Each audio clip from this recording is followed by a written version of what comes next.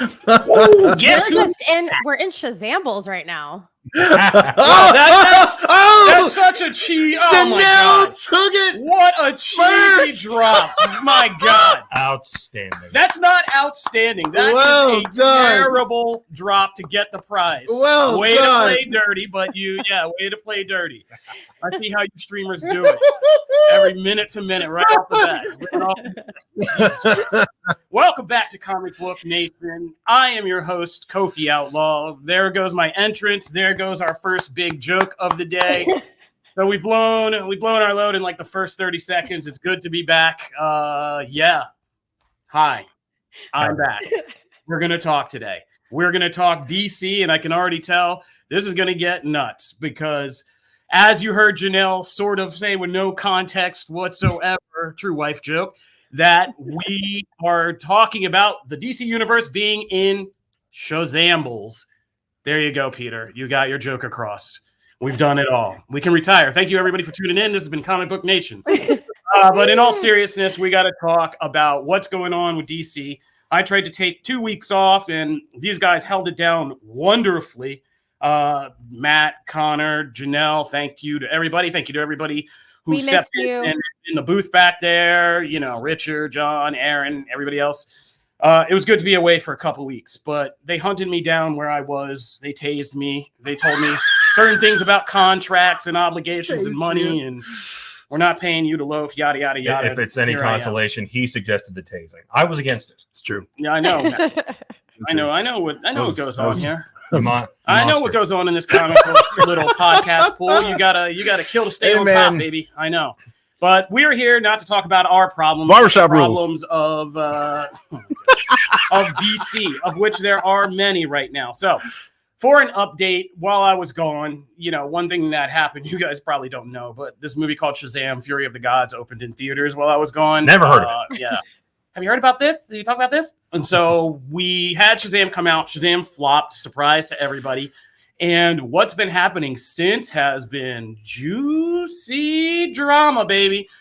So as proof that the whole DC Studios reboot and DC Universe fresh start is an actual thing and we're moving on to better pastures, we have more DC infighting and collapses and franchise collapses happening because, we've learned nothing. So what we have now is basically after Shazam struggled, people started speaking up. David F. Sandberg, the director, probably had the best response, which was, I got my money. I'm out. Screw this superhero stuff. I'm going back to horror, which good for him, which is where he should have stayed safe throughout this whole thing, probably. But he did a good job. But Shazam star, right? Zachary Levi. Yes, he did. What's that? She's like, but he did a good job. Yeah, it's not. I don't think it's a referendum on him. No. I mean, it's not about him. It's about avoiding the headaches. It's just so. We're gonna get into this, but DC breaks people, man. Like DC Warner Brothers can break people down, and David F. Sandberg was a director who had so much promise. Lights Out was such a great horror movie and so freaky, and like it seemed like he could do that. And then they put him in this weird thing they could never make up their mind about, like a kind of horror film, a kind of family film, a kind of superhero film. And it was just, and then all the behind the scenes drama from trying to get this sequel out and everything. Like, I get it. Like, go back to horror. And no, I think he's an excellent director. I think him and like Mike Flanagan, they all came from like the same time in camp, and the industry has kind of rolled them up a little bit, but they're way talented. And if they all just go back to horror, we'll be good. But that's not what we're talking about. What we're talking about is Zachary Levi losing his mind and going on and posting things and starting a war with The Rock, and The Rock possibly trying to kind of throw shots at Zachary Levi and all this, where the truth lies and all this. But basically, it's another mess at Warner Brothers, because what we've talked about every time we've talked about the DCU and what the situation has been at Warner Brothers, something I've been talking about now for like 12 years, is that Warner Brothers, the problem as opposed to like Disney, Marvel, is their executives, their different teams of people could never play nice together. They would constantly be stepping on each other, sabotaging each other. Some new team would come in and knock what the old team was doing out. And it's been this kind of pit of vipers over there for a long time, if you know anything about the industry. And again, when they formed DC Studios, brought James Gunn and Peter Safran in, said we're getting this fresh start, the collective hope from fans was like, look, I don't know. I just hope they can just pull this all together, stop all the BS, give me one cohesive franchise, make it feel fun, cohesive, like I can invest in, and it has somewhere to go. We are not there yet. Right, because their head thing hadn't even started yet. Like it's and right now we're in another quagmire, right? Mm-hmm. Yeah. Do I get points for pulling out the word quagmire? That's good. Come on. But yeah, so Zachary Levi, I mean, I'm only dipping my toe into this lightly, to be honest, because there's already enough BS in my life. I don't need to get into celebrity BS too. Right, but there have been reports that came out that, you know, The Rock interfered with kind of making bigger Shazam connections in Black Adam, that they had a plan to have some of the JSA people, Cyclone and Hawkman, recruit Zach Levi's Shazam for the Justice Society, specifically kind of like as a Black Adam deterrent.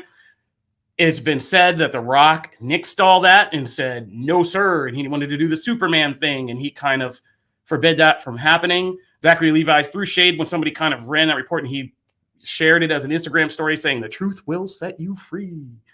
And that started a whole thing. Now he's kind of gone on this and dropped this. He likes to go on Instagram and talk for a long time. But he's going on trying to like almost weirdly, ironically, do what The Rock did after Black Adam, which was try to explain to all us how we're crazy and this movie's fine and everything's fine. And even though the room's burning. And so you can watch that. I couldn't get past the first part because of the singing, to be honest. He sings in the first part. And it's not good. It's not good. So I didn't get past that part. But Janelle, you like I know you study, so. Well, I am like the live person, right? Like I went live on Instagram the other day, and like that's my career is to go live on the internet. And I just felt the defensiveness like immediately. It felt so like he's trying so hard to be relatable and authentic, but like that trying has made it so uncomfortable. Like I don't even know who he is. If that's, I don't know. He also got like annoyed with one of our comic book peeps on Twitter for talking about like how like they liked the film, but like it's not getting a good review. And he kind of like came after one of our point people. And did I miss that? You can say BD. It's BD. It's I missed all that. BD. Wow. And I'm so confused because like BD was the one that told me I need to go see it. Like he's like, it's great. Like he liked the movie. So it feels very like uncomfortable in general. Like the whole thing is just so awkward. And you're right. The singing, you know, he sings at the end too, Kofi. No. He sings like a whole song. And I'm just, I don't understand what's going on. I feel like at this point it's just like, just be quiet and like let it do. Is that just me though? You know, it's funny, like Janelle saying that it comes off as defensive, right? And that's one of the things you notice. Song aside, I skipped the song. I was like, okay. And then I read all the quotes and everything just to make sure I didn't miss stuff, right? But what comes across is complete frustration. Is what it really comes out as. Like this whole very fragmented, I'm going to address certain things, I'm not going to address other things, then I'm going to put an Instagram live about it, then I'm going to kind of walk stuff back, then I'm going to address it. All of that comes across as someone who is very much a bit fried and has had to deal probably with a lot of pent up stuff over the past couple years with this franchise, with backstage stuff.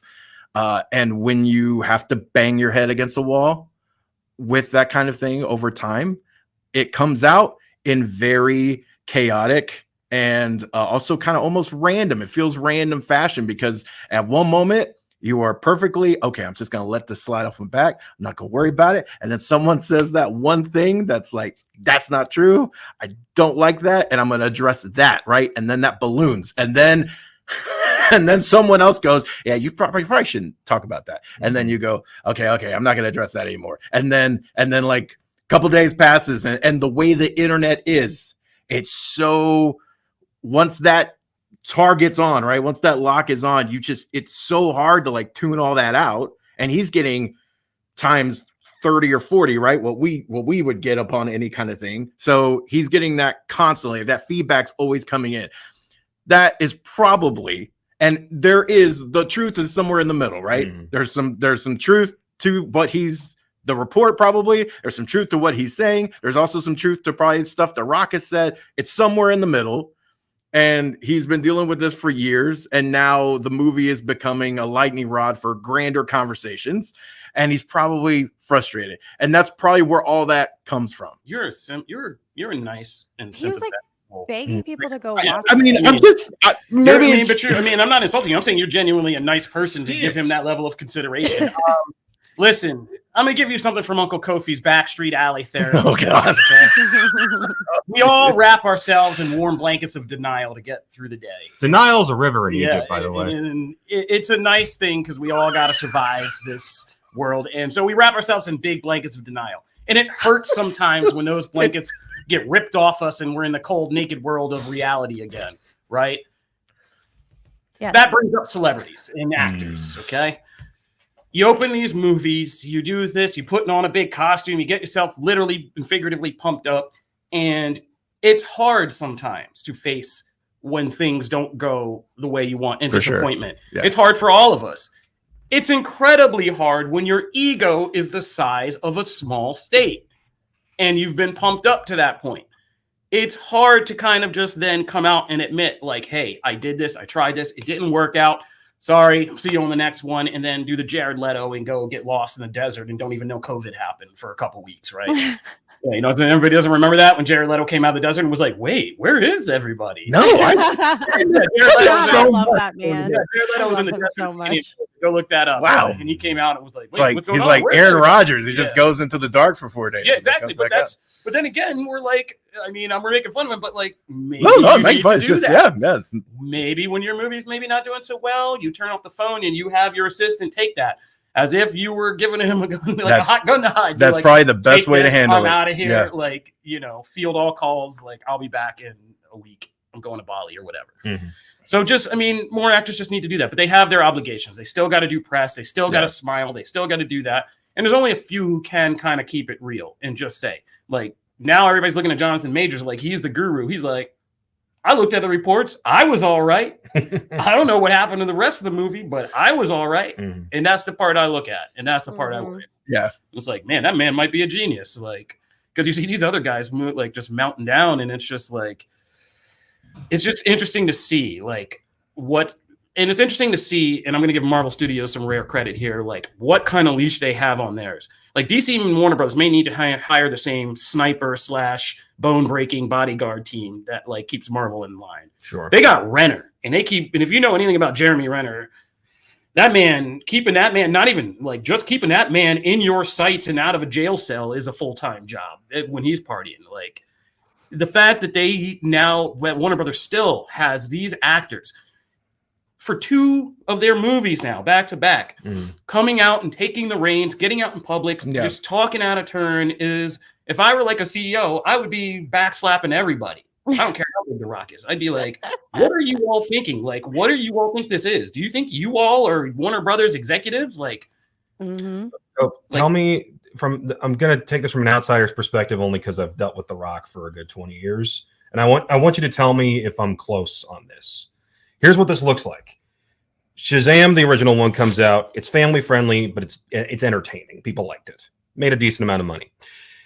The Rock have been trying to get this Black Adam project off the ground for over a decade. He looks at what Shazam does and he's like, it's too kiddie. It's too family friendly. I'm The Rock. I'm Dwayne Johnson. I want to be more of a badass.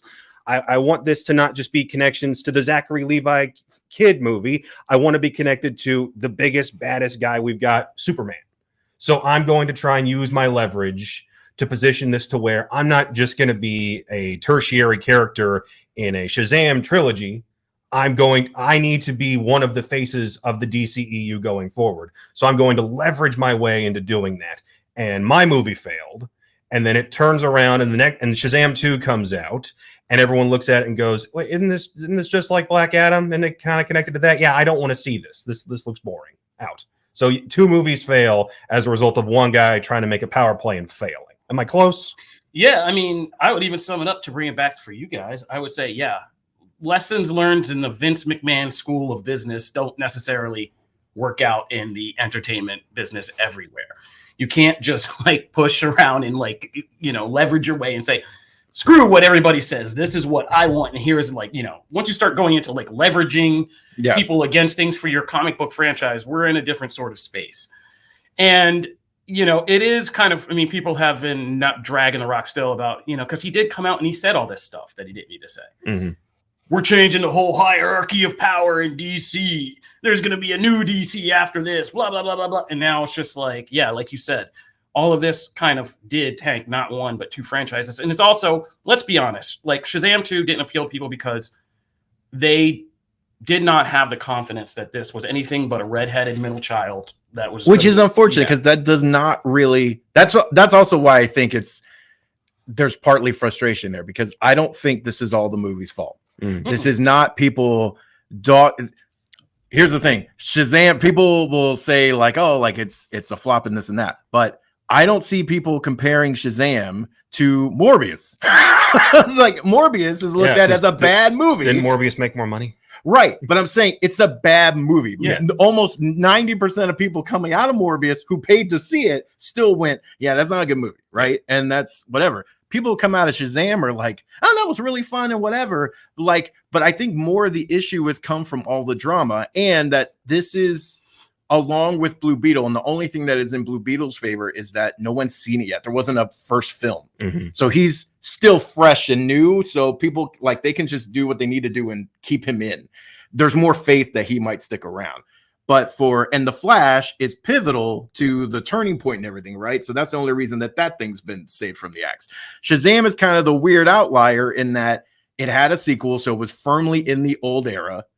They, with Black Adam especially not doing well, and Dwayne not having a role in this next chapter, no one, I felt like, had the confidence that, oh, like, this is worth investing in. And that sucks because I don't think that was the movie's fault. I think it was just a lot of stuff. And also, how are you going to take, my whole thing with the Black Adam Shazam thing is like, those two characters are so intrinsically linked. It would be like someone coming in and going, I want Lex Luthor. I want to play Lex Luthor, but I want to face Batman. And while that's a great story years down the line, because that stuff does happen, that is a Superman villain. Mm-hmm. It would be like separating Lex Luthor from Superman and not having them coexist in the same movie for 3 movies now. That makes no sense. So the whole idea from the beginning was a little off. It never had, if they had done a sequel where Black Adam faced Shazam and then like you do the typical thing, right? Mm-hmm. Black Adam could have still been a power figure, and you can have him face Superman down the line. That character is powerful enough to warrant it. You didn't have to make this weird line in the sand and cause this like ripple effect, because it has been. So I feel bad for the movie because I don't think it's the movie's fault that some of this happened. Obviously, it's also not the movie that's setting the world on fire either. I'm not saying it's No Way Home. People aren't coming out and like saying that was the best movie I've seen all year. You know what I mean? So I'm not taking all credit away. I'm just saying it feels like the deck was already shuffled not in its favor, and that sucks, because that sucks to have something not succeed for things out of your control, other than just the movie that you made. Yeah. And I think pivoting into our next topic about superhero fatigue, I don't think it's so much superhero fatigue with Black Adam and Shazam. I think it's Dwayne "The Rock" Johnson fatigue. No, I mean, well, I was going to also segue with Matt said, but I don't know if it's that. I think that we have a tendency, especially in our sphere, to kind of jump from, where superheroes and everything is so prevalent. Like we just automatically go, oh my God, these two didn't do it. It's the end of superhero movies. And it's like, fatigue is not necessarily there. The box office is actually doing good this year. Even Ant-Man is still crawling its way towards $500 million. Creed 3 was a major hit. Scream 6 has been a hit. Cocaine Bear is even kind of climbing up. It's still getting 76 million and climbing up and doing well. Kudos to Cocaine Bear. And even the smaller films like Magic Mike, they're still climbing up and doing okay. Like, it's not like the box office is completely collapsed, and there are definite hits in other genres. I think that we will see a resurgence in this. I was discussing this on, if you want to hear my darker, unfiltered, curse-laden comments, you can always check out my secret podcast X. But here we'll keep it nice and just say, like, people are just making decisions with their money, like you said. Shazam. I think Shazam's going to be a monster hit when it hits HBO Max streaming. Like it'll be another one of those that we like Eternals was. If Eternals can be like topping home streaming charts, I think this movie's going to be a hit, and people are going to be like, "Oh, that was good." Yeah. Oh, I mean, and I don't think, but they still won't necessarily say I should have seen that in the theaters. Right. They're going to say I liked and check it out, because we are moving into this thing about like when do you spend your money at the theater? And right now, timing has a lot to do with it. At least for Shazam, people have just spent money, like I said, on Creed 3, on Scream 6. They even invested in Ant-Man. And they might have come away saying, that Ant-Man was just all right. But they're liking other stuff right now.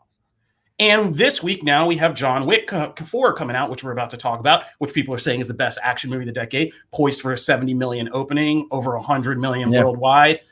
And so people are going to spend their money on that. Yeah. Shazam's in the middle of that. Yeah. More importantly, it was in the middle of 2 weeks where I took off. So, you know. D&D also comes out next week, too. There's a lot of stuff coming along. And D&D is also getting rave reviews. Yeah. And we'll see if people turn up, because I think people should turn out for that. I saw that at Comic-Con and said to everybody, like, I saw the first footage at Comic-Con and was like, yo, this is actually pretty good. But we'll see if people go out for that, or if it's, again, a hit on Paramount Plus. But this is just the nature of the game now. Shazam didn't have anything inherently, and Lucas and Spielberg told us this 10 years ago. It didn't have anything inherently like, that's a spectacle I need to see. It was just the same CGI, dragons, and, you know, the Shazam family. And people who have seen the film have pointed out there's also other kind of weird things with this film. Like, this film doesn't necessarily do the same things with the child and the adult counterparts. It's a lot more superhero because the older actors had to get paid because they're coming back, and they're like, well, we're going to pay you. You get in the suit and we're going to work you. And so there's a lot of that, but it's just a combination of factors with this one. But like I said, I don't think it's a testament to DC or the whole genre as a whole, because I think, you know, we will see a resurgence for this movie, because this is going to be like one of those easy to put on Saturday night when you're at home and stream, and everybody will be like, oh, that was good fun. Like, and so we'll see what happens in the coming weeks. This is the, you know, film Twitter. Everything gets revised on film Twitter. You know, well, that's just Twitter. That's just Twitter in general, right? Yeah, and then I think next year we'll be like, Shazam 2 was the greatest thing. Justice for Shazam 2. Bring back David F. Sandberg. Shazam 3. I think we're very much in a place where it's like sometimes there's just a perfect storm. It's a mini storm of things, and I feel like 3 superhero movies happen to be in a cluster that all kind of had their own issues. Some did better at the box office than others, but they weren't surefire hits out of the park. Everyone loved them. Everyone came away swooning. Sure. And so then once that hits, 3 movies becomes a pattern juxtaposed to how many movies before, right? And all these other things that are coming down the pipe. So I feel like there was a little bit of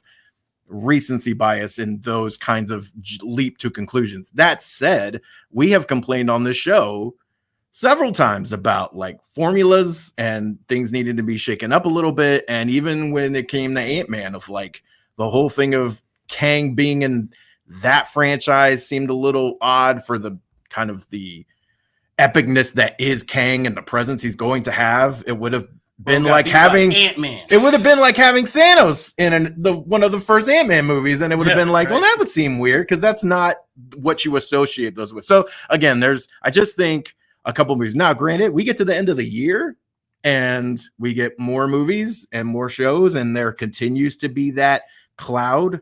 And then you get to the end of the year and you go, then maybe we have a fair like sample size of going, oh, maybe there is some fatigue, you know. But we're about to hit a couple of movies with much different circumstances. Right. Guardians of the Galaxy 3 coming back as this last hurrah for James Gunn. Drama-free. The Flash being this massive collage of DC properties. May and June for me is going to be the point. If these movies flop, we are in trouble. Yeah, we're in trouble. Like, we're seeing a troubling trend. Yeah. Yeah. But I don't think they will. Guardians is going to be massive because people just want to go for their emotional abuse. And The Flash, I think, will surprise people. And it was big in the Super Bowl. And I think people will say, now that's a spectacle. And it hits enough things. There's, you got Ben Affleck's Batman in it. You got Michael Keaton's Batman for all the old heads. You got all this craziness, epic action, So I think we'll see that. And I think in June, it'll be enough space. Right now, I can tell you, we have a ton of movies to cover here that are coming down the pike so fast. So like right now, because we're getting out of this bottleneck, and it's going to get nuts because we were bottlenecked for so many years. Now we're starting to come out, and now everything's coming out. And Can I do the Michael Keaton line now? Yeah, go for it. Want to get nuts? Let's get nuts. You're welcome, everybody. There you go. I've been wanting to say that the entire show. It's like the third time Kobe has said nuts, and I just wanted to say That's better than Shazambles. Oh, geez. Shazam. Did she get another 10? No. Is that- No, you get one. Oh, man. All right. But I tried to it. get you another 10. Did, Thanks, you Matt. have any final thoughts on this? Anybody have any weigh in? Anybody from the comments want to weigh in on what's going on with the box office? And Shazam. Everybody good? Yeah, I mean, I think Janelle's checking. I think Zachary Levi can also retire for a bit. I think he should just take some time. Yeah, I figure out his name situation. I felt bad that whole like thing. siding with him versus The Rock, but also then I listen to what he says and I go, I don't like either of you right now, so I'm backing away. Are you the Homer Simpson meme right now? Yeah, kind of. Honestly, with the bush. Not me. I'm the guy on the couch with the popcorn meme, just like, yep. You're Biggie at ringside with the popcorn. Yeah. Like, ah. I was like, now I really want to see that Shazam Black Adam fight Eesh. on or off screen, however it happens.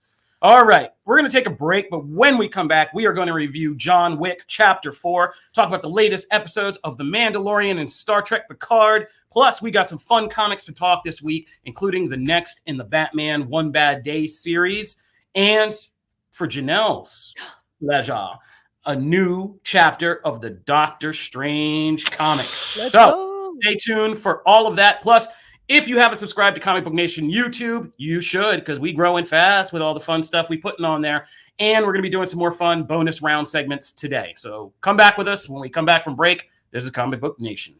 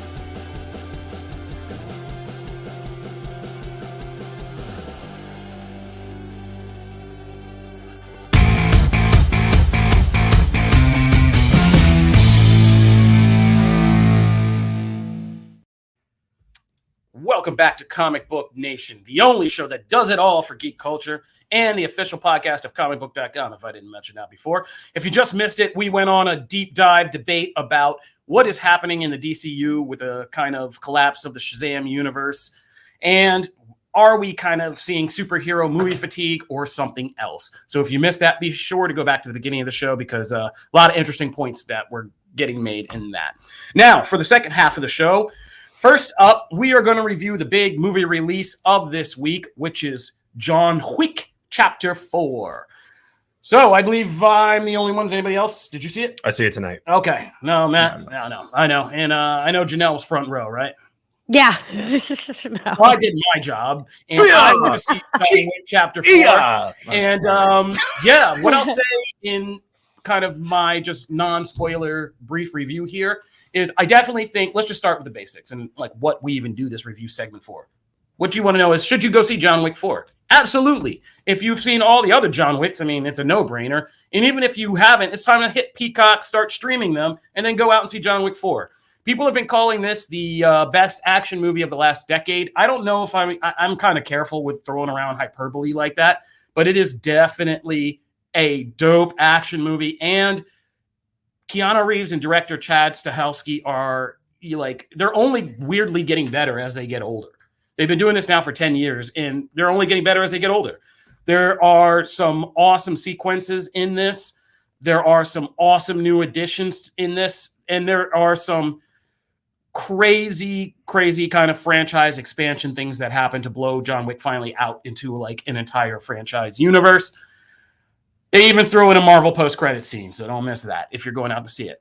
Upon like what other people have said, I would say go see this in a big theater. It's worth the investment. The sight, the sounds, and like the sound mixing and all that of the fights and everything is really, really good. And the better the sound system, the better the kind of experience you're going to have seeing this. And yeah, they're like, yeah, Scott Adkins is in this, unrecognizable hero. I don't want to butcher the Japanese actor's name. Is Donnie Yen blind again in this? Yes, Donnie Yen is blind in this. That is becoming my favorite trope in movies. He's great too, and he's a great blind man in this. It's not Rogue One, it's completely like the opposite. He's like very comedic and he's like highly skilled, but he's kind of just like the way he treats things in fights, because he'll just be like chilling. And there's like a scene of him eating ramen while there's this huge fight going on. Finally, one guy's like, what are you doing? And he's like, all right. Because he hears everybody and he just knows where everybody is. And he's just like, oh, I can chill right now. It's only when somebody comes close to him that he just like, really F's them up real bad. Love it. Kind of do it. But he's a great new addition. His name is Kane. He's a blind guy. Yeah, like I said, the new characters are great in this. And like I said, the kind of franchise expansion, Bill Skarsgård is great as this sadistic kind of high table aristocrat who just kind of gets off on like really making people do messed up stuff to prove themselves and like fealty. And he's like the extremist fealty guy. And so it's all kind of it's another good chapter for me personally, though, except for one sequence, and you'll see it in the trailers where they do kind of like a Smash TV. If you remember that old video game, Smash TV, where there's an entire sequence where they do it Smash TV style overhead. If you watch that's this. awesome. And yeah, there's an entire overhead sequence using these kind of enhanced weapons that is amazing. Okay. Like one of the best action sequences I've seen. And it's nuts. And there are a couple of those in this. But for me, I personally still think John Wick Chapter 3 and in a close second too, but 3 is still my favorite. There's just things I love in that movie, from like the knife throwing and Halle Berry with the dogs, and there's a dog in this too, but her sequence with the dogs is great. So I still like John Wick 3, but that's not saying anything because they're all awesome, and I'm like weighing awesomeness against awesomeness. And so John Wick Chapter 4 is good. The only thing I think is my only criticism is I think we're pushing the boundaries of how much we could do with John Wick himself in terms of like personality, because it's just gotten almost like parody of how little. I think he might have like 20 lines of dialogue in this movie.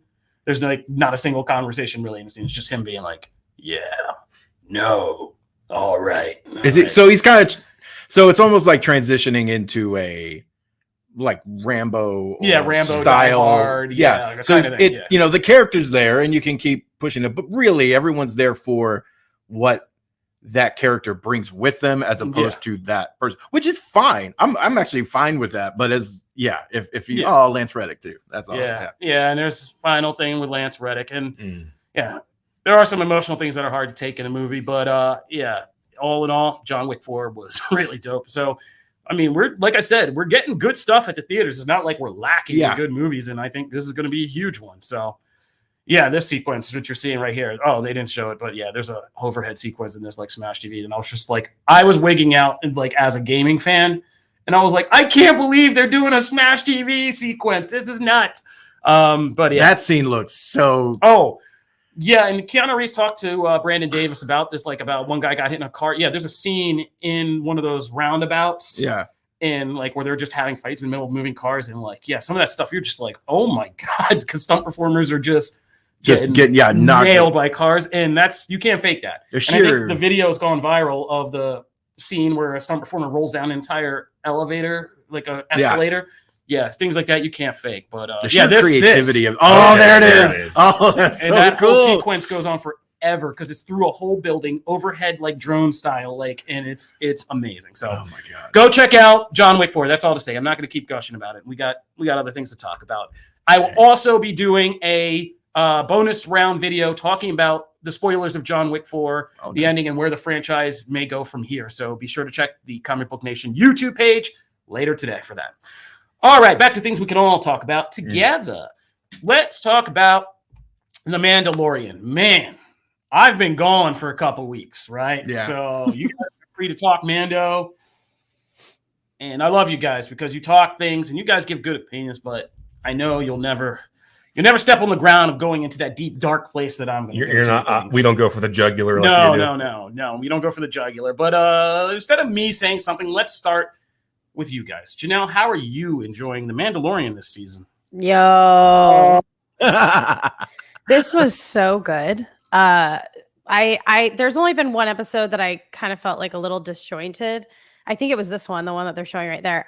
But this show is like beyond anything I've really expected from Star Wars. I'm not like the biggest Star Wars fan, generally speaking, but between this and Andor, I'm becoming like a way bigger Star Wars fan, and it feels really awesome because I don't feel guilty about either. Like, I don't feel like I'm a bandwagoner. I just am in it. Like, I love this so much. And Grogu is I don't know if they've like added more to the puppet, but like I can see facial expressions, which is really nice. So like in this episode, you can tell he's like fearful and like almost sad looking back on some memories, and you can like see that emotion in his little face, and it's just really beautifully done. Yeah, this I mean, to me, every episode's getting better and better, honestly. It's so good. You guys concur? Yes and no. It's weird. I feel like this season doesn't quite know what it is. In one way, the first 2 episodes felt like if you had fixed one plot point, it could have been one episode. And the last week felt like we shoved an Andor episode right into the middle of this one. Mm-hmm. Whereas this week felt like we were back in the Saturday morning cartoon vibe, to the point where I only wrote like 5 notes for this thing, and I'd like to read them now if that's okay. Yeah, go for it. I am here for the Ahmed Best redemption arc. Paz Vizsla is a moron. Hey, I brought a flamethrower because this is a stealth mission. Oh, look, the giant gator thing is back. You guys suck at finding a place to live. You stole their babies, you monsters. When the babies show up at the end, I was like, you guys are jerks. You stole their chickens. Well, they're going to die out there if they do. And finally, from the credits, yay, Carl Weathers did a thing. I'm very proud of him for directing this. All right, there you go. Dude, I was complete opposite on the babies. I was like, when they killed the mom, I was freaking out. I was like, oh my God, now you killed all 3 of those little things and they're going to die. Right. And so the only thing that I was pissed off about in this whole episode was that. Listen, if you're going to take something out, you take out the whole lineage. You don't, Yeah. Well, I'm glad that they saved them. I thought it was really charming and cute and well done. I think these Mandalorians have questionable decision-making skills. Yeah. Yeah, I'm more with Connor, and I think I'm more negative. I don't know if it's because of Andor or because like I said at the beginning of this, when we started doing this, I think every show hits a point where if you become so popular and famous, the danger is, and it's usually about season 3, where you begin to just believe in your own hype and you're making a show almost kind of bouncing off your own hype. And so you're just like showing people things, being like, you all love some Grogu. Yeah, here you go. And it's like, but does that really push us forward or add to anything or do anything? Or are we just now just doing Grogu cute moments because Twitter will explode and we know that, and we're doing that. So I think identity is kind of what I'm agreeing with Connor about, is just week to week. It's never felt like this before with The Mandalorian. Like each season I feel like I've known what I'm getting and like a little bit more of a progression of it, even if the flavors were slightly different from like season 1 with that Bryce Dallas Howard defending, the whole thing, and then going to something like the Gunslinger right after that. But this season, it just feels like, week to week, I'm just like confused. I mean, and I get up early in the morning to watch these and I'm like, okay, well, that was a thing and that had people in it, but it's nothing like Connor said.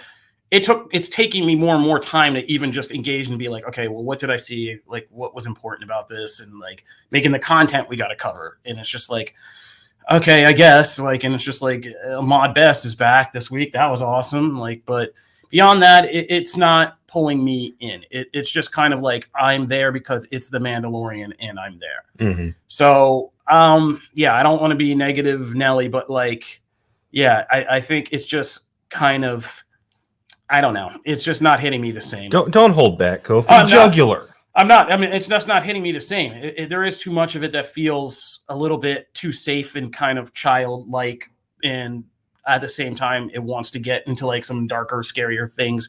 I feel like there's too many kind of dangling plot threads and things, and I don't think when they are making bigger Star Wars connections, I don't think everybody's getting it.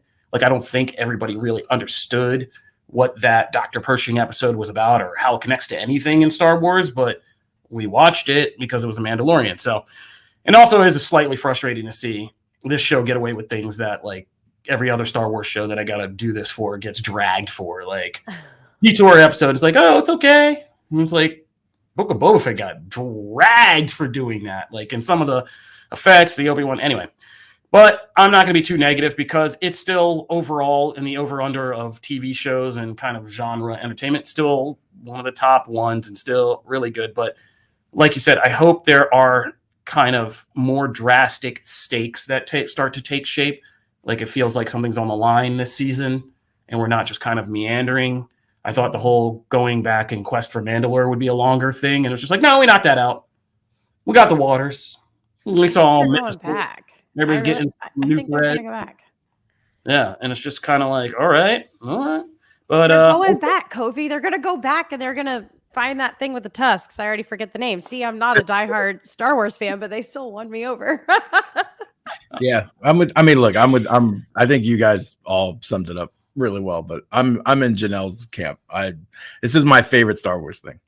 Like it's just is. Like it's like this is the one I just enjoy watching, and I go back and rewatch. And like part of the thing that this show is doing in the season is all the things that got me on the first 2 seasons. It's all the dynamic between, you know, Mando and Grogu, and all the kind of ongoing, the little supporting cast characters that they meet along the way. All that stuff is why I fell in love with this show. And they're doing more of that, and then they're also blending in these longer threads of faith and that. And honestly, the like going back to Mandalore stuff, I agree with Janelle. I do think they'll return to that as well, like in physical form. But also, I think that was more about. It's always been more about belief, right? And it's been what that stands for. And now we're seeing all that stuff with Bo-Katan and how they deal with it, and they go separate ways. But I don't know. All that stuff is fascinating. When they drift in the Andor territory is where they don't lose me, but that is the stuff that I don't need as much of because I have Andor for that.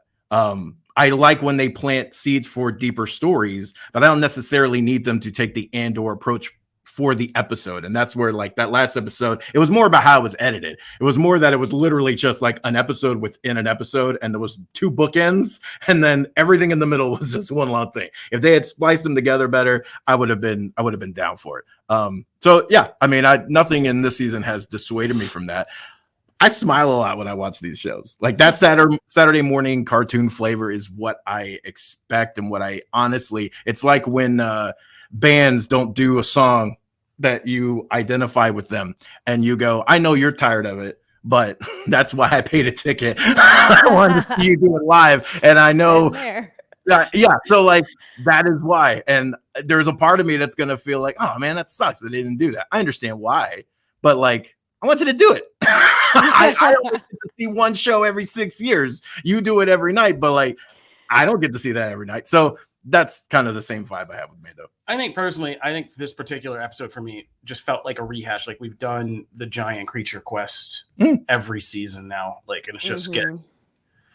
And I also always ask myself, and I always wonder about this, is okay, for example, this episode, like if this show wasn't about a little green puppet and we took Grogu out and put in that little kid that they saved from this episode, and he was Mando's like little trainee partner, would this show still be as popular?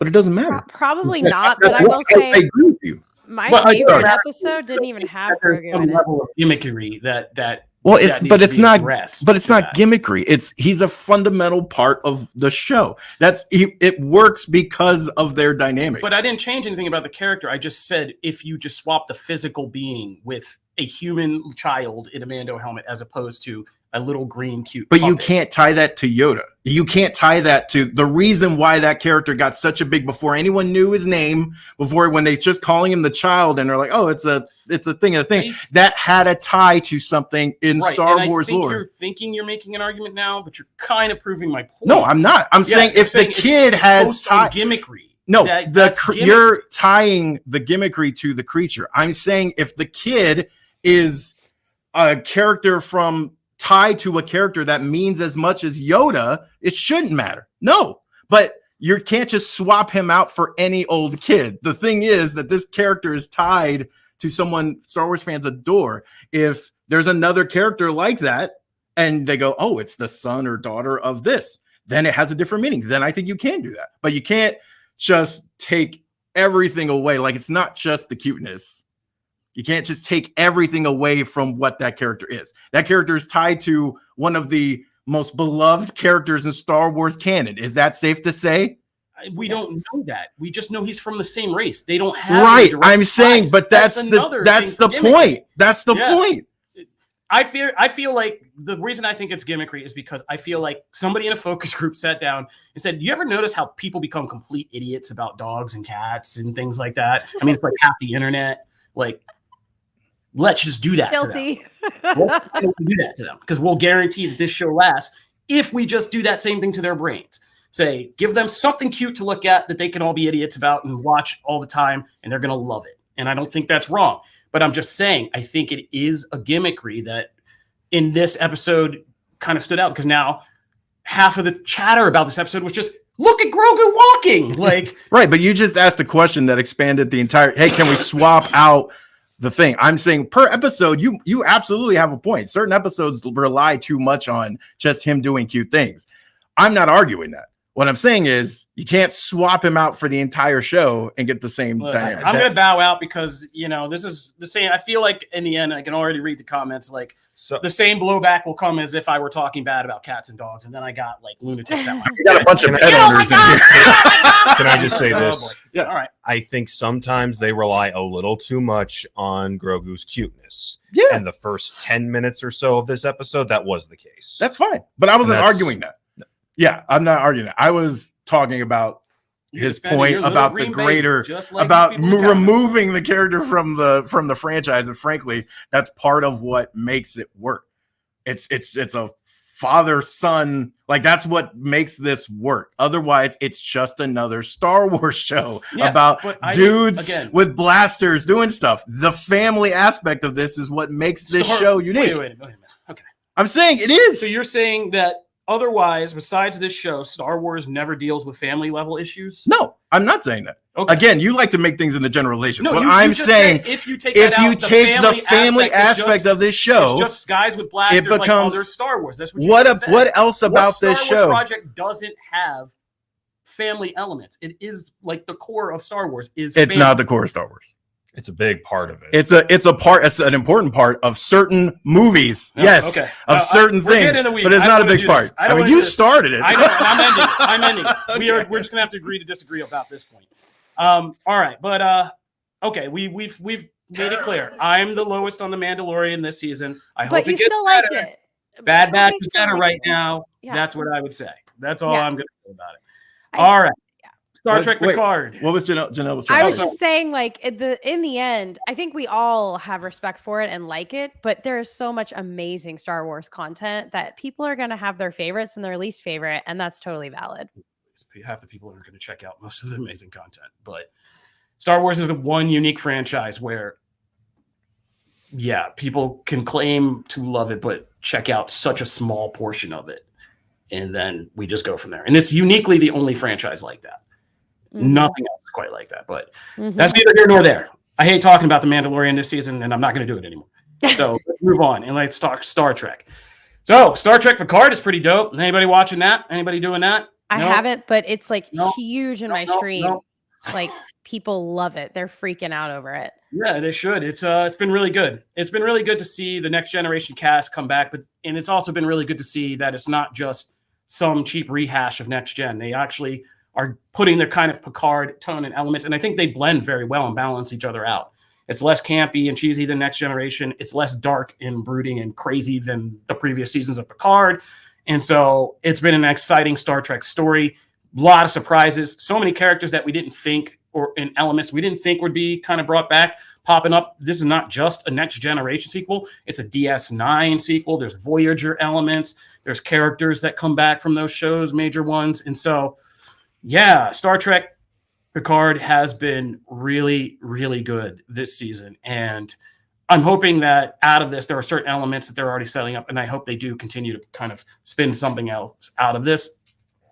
Because even seeing like the next gen characters and their kids and stuff, something that could be really cheesy has been turned out to be good. Like Geordi's daughter is an awesome character. Picard's son is an interesting character.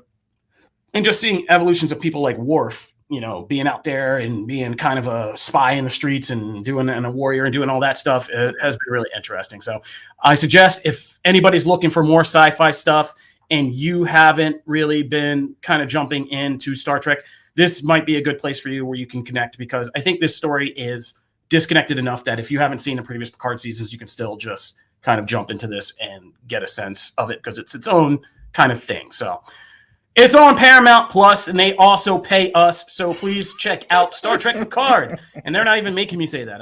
It really is good. And I don't want to start anything, but I am looking forward to this every week, more so than maybe some other shows. So, Star Trek Picard. All right, let's get into comics. Yeah, let's start with. I'm sad actually because it's the last one. It's the last Batman One Bad Day entry in what has been an excellent series of one-shots over on the DC Black Label side. This is the Ra's al Ghul #1. We had actually talked about this previously. Tom Taylor and Ivan Reis, who an amazing team on this, just from reading their names, and then they deliver. This book is gorgeous. There's so many just gorgeous books, and it starts in a very like Tom Taylor way. I feel like there's just a certain flair to his stories. He loves his narration. Yeah, and like there's a whole sequence in here about like explaining Raish's point of view and like why he's kind of setting out this larger plan and stuff. I thought it was just so well executed, like just how it fades from one end. You see like the beauty of life on one side of the page, and then you see everything degrade on the other side. It's just it's gorgeous. It's a wonderful thing when story and art come together like this. I think this was fantastic. It took a couple, like one or two surprising turns, and I thought it was just really well executed. I love that Damian actually played such a big part in this. Would make sense that he would, but sometimes he's still relegated to certain things. I just thought there was a couple really killer sequences here between him and his grandfather. And I think this is a great bookend for this. And I'm sad to see no more, but I hope maybe one day we get more down the pipe. What do you guys think? So I've saved the serious analysis this week for this one, because this comic blew me away. You mentioned the artwork. It's absolutely fantastic. You mentioned the perspective that, have we settled on Ra's or Roz? I don't know. I hear people say Ra's and Roz. No one will win that for me. So Roz. I'll stick with Roz. It's easier to say. Roz. I love his perspective of the dude has lived 700 years, so he views things differently. So that line, I'm witnessing an extinction as he's holding that wolf as she's dying, that hit me hard. Yeah. And I cried. I love how it goes into like, this guy can see entire species. This is why The Mandalorian is so popular. I love my puppies. I can't lie. Me too. I think what's been fascinating about this series, so I have read 3 of these. Mm-hmm. I reviewed the Bane one for us. Yeah. I read the Clayface one for the show, and now I've read this. And I think what was fascinating was each one took a different approach with their villain and how they're related to different things. Bane's was about how the character is actually related to how comics have used him post-Nightfall. Clayface was how does he relate to himself and what are his internal demons and what is he really looking for in life. And with this, it was about Roz's connection to Batman. Yeah.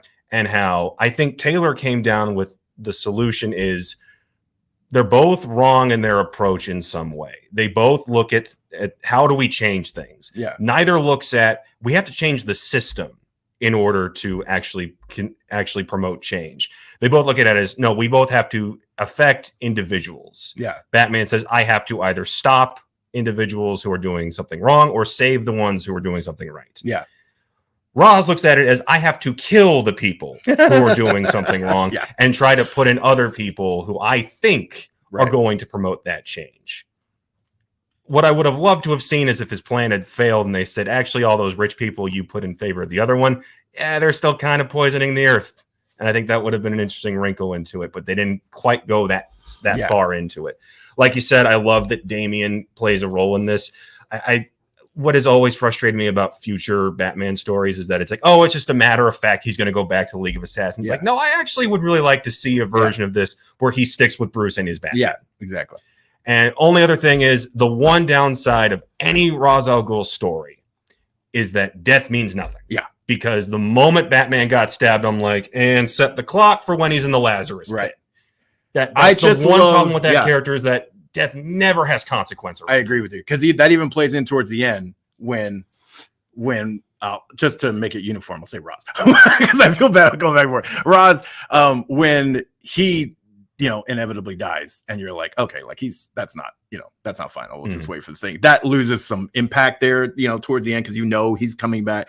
But I agree with you. I think what I did like about that approach was I just like that they actually showcase his ability to plan, like his ability to actually execute a plan, which to me gets lost a lot with villains in comics of like, they're just like, they're absurdly dumb sometimes about really thinking everything through. And that's why the villains that are able to really stick the landing, I like that. Yes, Batman didn't die, but I love that he didn't come back either until after, like, there was still a plan there of like, we'll bring him back.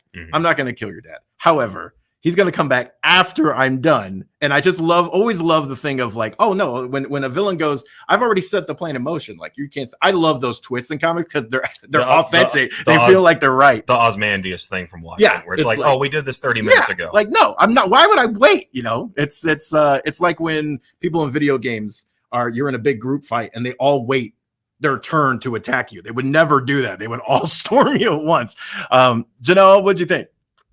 I'm obsessed with this book. I am losing my mind. I probably think this is one of my favorites I've ever read in my entire existence. I identify with Roz on such a deep level because I agree that the earth is completely toxified by corporate scumbags, and I would like them all to die. So I am, as you guys know, I align with Poison Ivy. And so I was loving it. I was Team Roz the whole time. I'm like, shut the heck up, Batman. Just go somewhere else. Like, I'm over you. I've read too many Batman comics. I'm ready for you to die and not be put in the Lazarus pit. Like, I'm done. I'm so done with Batman's noble stuff. Like, it doesn't even feel noble. Like, to me, Roz made such good arguments about like, hey, you can have your noble cause and it's totally okay that, your parents got slain and you're going to go back and like take down every villain because of that. But all of the things that I loved over my lifetime have been destroyed, and I can't go get any kind of like retribution. I don't know. I was like on it. The artwork is insane. Yeah. So gorgeous. And the tone, the vibe. When I opened this up, because I read it this morning, I go, Matt, because it was 69 pages. I'm sorry. And I was like, I'll just read half of it, like enough to talk about it on, camera. And then I started and I could not stop. I just was like addicted to the whole storyline, and I couldn't love it more, and no one's going to sway me. Amazing. That's amazing. Kobe, what'd you do? I think that it hasn't been kind of addressed, but I think that what Tom Taylor does here is one thing that's never been done with this character, which is we don't ever get to really see things from Roz's perspective, right? And inside his head and like kind of what his viewpoint is. We see his actions and his schemes and all of that, and he's always kind of very regal and larger than life as this figurehead. But we never really get to see like how he thinks, what he thinks. And, the best villains are the ones who aren't arch, but make you kind of can mess with your head about their perspective on like what right and wrong is and all of that stuff. And I think this is a very kind of masterful way of doing that, so that by you do, as Janelle kind of was already fully inculcated over there, saying like you begin to identify with this person and his views, even though they are extreme and really brutal and still villainous. You begin to sympathize with him, which is a hard thing to do with one of like Batman's oldest and most kind of arch foes out there. But they do a very good job of it in this one. And kind of also, as you said, taking the unique aspect of Ra's al Ghul, which is time and perspective. He's like Wenwu in that sense, that being alive for so long and seeing, or Vandal Savage and, other characters who are some of the most interesting is because they have been alive so long and seen so much and have this very convincing, confident stance on here's the nature of humanity. And I know this and I know that. And so therefore, I'm able to think, but we don't we rarely get to see something like this where we, as you said, see Roz kind of take that wisdom, those resources, and time itself and use it to his advantage. So I wasn't really ever surprised when somebody got stabbed in this. Right. I didn't think death meant the stakes that it meant. I just thought, again, this is a way of coming, because the book starts with him waking up in Lazarus and repeats that motif throughout. So I thought it's about what happens. And the most interesting thing about the book to me was the first few moments when he comes out of the pit. Yeah. And that whole breakdown and description of what it's like to experience. Yes, that was amazing. Like, I don't know what the world is, but I recognize like what's been lost and all that stuff. And having to go through that over time is really interesting. And it's one of the more, stories about immortals from Dorian Gray to now are very popular. And this was one of the more interesting immortal stories. And it's what Tom Taylor does best. Take things we've read before, like zombie stories, immortal stories, like medieval stories, and somehow flip them with comic bookness to kind of something fresh. Yeah. To me, that was probably the best explanation of the Lazarus pit we've had. And it's never quite made sense of, you go crazy when you get out of it. And it's the explanation of, no, it's just the sudden realization of time that's passed and lifetimes you've lived. Yeah, I agree. And I think you said it so well, because like every exchange between him and Talia after they came out was like, had this real meaning. And I loved, then they mirrored it with Damien when he's like holding Bruce and he's like, okay, calm down. And they do the same thing. I love that. So moving on to Doctor Strange is back. Guess who's back? Back again. That's all we can afford. I'm gonna not talk about this one because I know Janelle was very excited about this one, so I'm gonna shut up. Janelle, what did you think about Doctor Strange? I'm so glad I read this first, because I think both of these books were fantastic and I love them both. But the last, dude, that Roz book is crazy. It's cute and charming, and it shows all of the good that Strange does for everyone always. It just shows more selfless Doctor Strange living his life to serve others, and I think it's really cute and lovely. It's not this other book that we read. Yeah. So it's hard. It's really, really hard to come with as much energy as I want, because I love Strange, but God, that was a heck of a book. It was just great. I love getting to know Clea more, especially since she's been introduced in the MCU now. I think it's really important that people understand who she is, especially if they're going to be bringing her in, I hope. And I think that this shows a lot of her personality and her stubbornness and kind of her perspective, which I really like. And also their relationship, they're a little intimate in this book and I like it, a little flirty, a little kissy. And it's a good, I don't know, it's setting up a nice marriage vibe. It's nice for me to see a cute little married couple.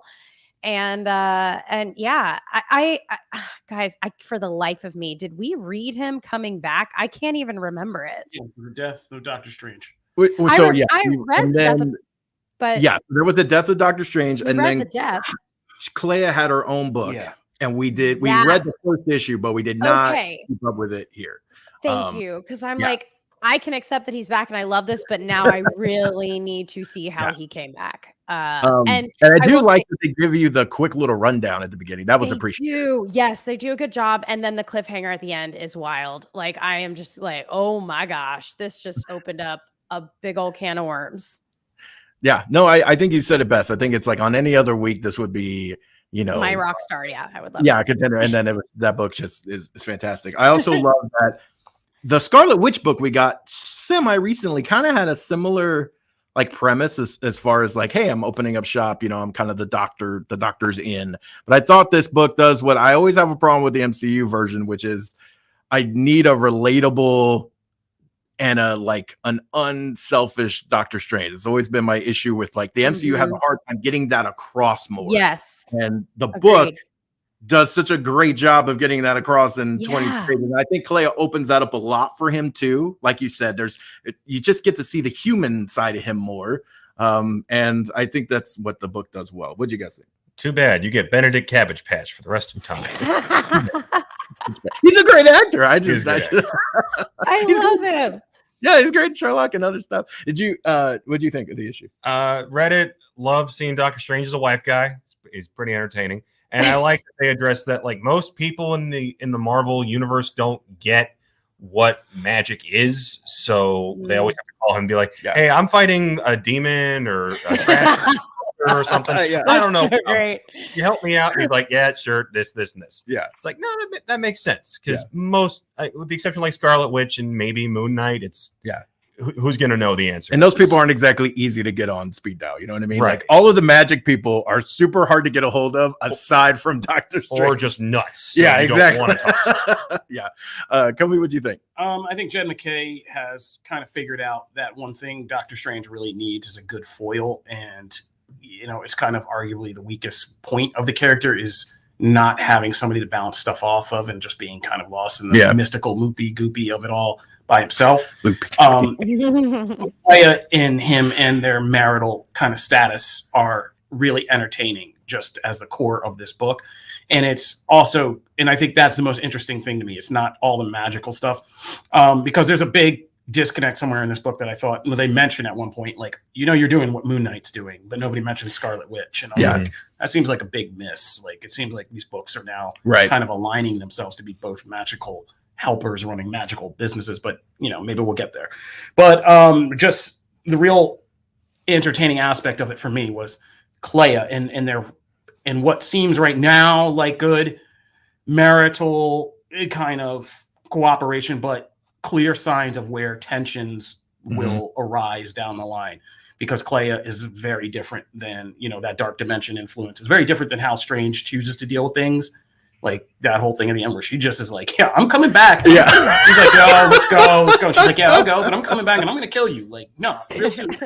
Like that kind of thing, and having him with that kind of wife and where that's going to go is exciting to me. And so I don't think we've ever had as strong of a Doctor Strange balance with him again. With a foil, with somebody to really balance him out. And they've tried to put him everywhere and with everyone, but like this is now exciting because Clea has kind of come into her own. She was Sorcerer Supreme. She has power. She's not just like Doctor Strange's wife. She's just, you know, and so these arguments, like you said, he already has a slightly house husband vibe, you know, to him, like where he's just like, yeah, honey, okay, like, and she's like, yeah, I was running stuff. And so I'm interested to see those two and that being the core of the book and like where that goes. Agreed. And then last one, it's just this was not a mandatory thing, so I don't know who else read it. But we gushed over the first issue of Superman a couple of weeks ago. The second issue came out. I adored it, probably as much as the first. I just thought they're doing such a amazing job with this book, and it's a gorgeous book. My lord, like Campbell's just doing there's this whole sequence. It's like kind of feels like this earth-ending sequence with Parasite, all the clones running over and like the city, and the super family feels important and useful, and they don't feel like they're all sitting on the sidelines waiting for Clark, but like Clark is clearly kind of the, you know, the figurehead, and then he's like the stuff they do with the family and Lois later, and Lex is still over there, and then the Marilyn Moonlight. I think it's Moonlight. Wow, that character just, I don't know what the hell to make of that character, but there's a whole sequence in here where like he gets recharged, but then he like sees, it doesn't even look like the past. It looks like a different universe, and she's there. She's on a horse, and I don't know. This character feels like out of Zorro, and I just lost my mind. I was like, I want to see more of that character. And so yeah, this book is just doing so much cool stuff with the Superman mythos. I adore it. Yeah, my comment is simple. Like, we talked to Josh Williamson and what's his name? Jamal Campbell. Jamal Campbell. I was calling him JC in my head. It was like, I don't think that's right. It's technically. Yeah. But they were very animate about saying how they were trying to nail kind of modern DC Comics vibe with that classic Superman the animated series. And this book is still doing that very well. There's so much of this that feels like the way it's drawn and the way it's written feels like an episode of Superman the animated series in the best kind of way. And yeah, the visuals alone are just so great in the way that Campbell kind of knows how to frame Superman as this larger than life comic book hero, and the kind of fights he's having, like, and just panels of like you said, like everybody be like, why is it so dark? And then you get this panel of all these parasites like literally crawling over Metropolis, which is so awesome creepy looking and stuff. Yeah, just great stuff happening. And it feels like a comic book in the best kind of way. And it's exactly what we go to comic books for, to escape into some fantastical adventure where there's stakes, never too scary, like never too not scary. And there's something for Superman to deal with, even if it's not a threat to him, it's a threat to others around him. And he's saving the day, excuse me. All right. Yeah. So I liked it. Yeah. I love this book. So definitely recommend. I think we got Charlie hooked. And Charlie's now reading it and he adores it as well. So hey, putting the feelers out there. But that's comics. All right, and that'll do it for our regular show of Comic Book Nation. If you're just now getting into the show, we go live every Friday here on the Comic Book Nation live platforms on Twitch, YouTube, and Facebook. And you can check us out and join us every Friday live, which is so much fun. We have a great community here on Comic Book Nation, and we love interacting with you guys every week. And we got rock stars on each one of our platforms, and, we love you guys. So we also have the Comic Book Nation YouTube page, which you should subscribe to. It is growing fast. We post all kinds of awesome videos over there, whether they're like toy unboxings, new Power Rangers trailers, reviews that we're doing for certain shows, interviews that we have so many interviews that we can't fit in this show from us and other comic book staff members that we are now putting out there. It is, in terms of like all around geeky goodness, like there are a few pages out there you're going to find it better. Like we got everything. It's Marvel stuff, DC stuff, anime stuff, gaming, horror, movies, and every weird thing in between that Matt specializes in, from tabletop to just like cardiac, it's everything. There's a whole like your love of cardiac and things like that. There's a retrospective for a lot of growth for us. So who knew that you all sympathized with Matt and his cardiac love? So be sure to hop on the Comic Book Nation YouTube. That's all to say. And join us on and hit us up on Twitter, because we are always out there too, interacting. That'll do it for this show. You can find us individually. I'm at Kofi Outlaw. I am at Matt Aguilar CB. At Connor Casey CB. And I'm at Janelle Wheeler. Be sure to check back on YouTube today, because we got some great bonus material. Otherwise, we'll see you guys next week for more Comic Book Nation. See ya. Peace. Bye. Later.